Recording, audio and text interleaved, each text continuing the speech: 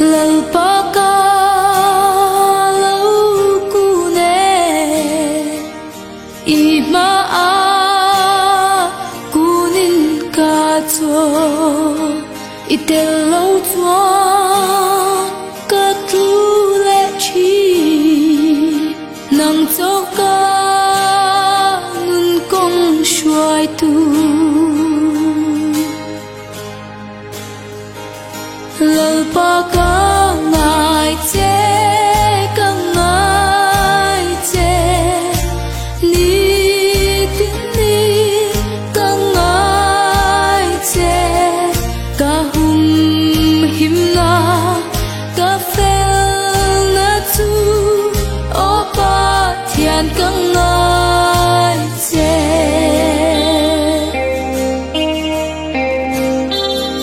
swal thu ka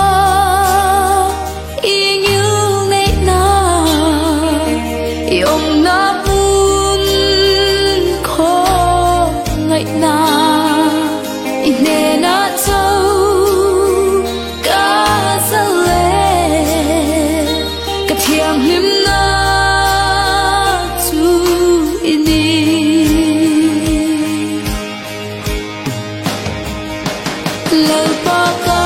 ngai che ka ngai che ni kin ni ka ngai che ka hum him na ka fel na tu opa thian ka ngai che thêm na tui phone in min hoa kia ngã lên ca đủ thi cất sắc lo viên lâu ba cái rin xa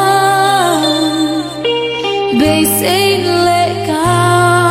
đâm tham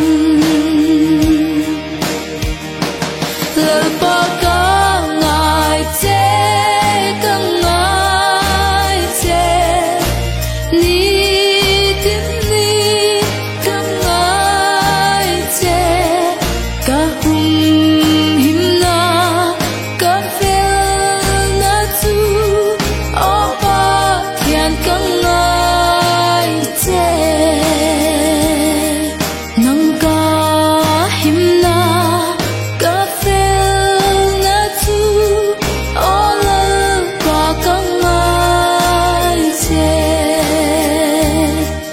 ka hum him na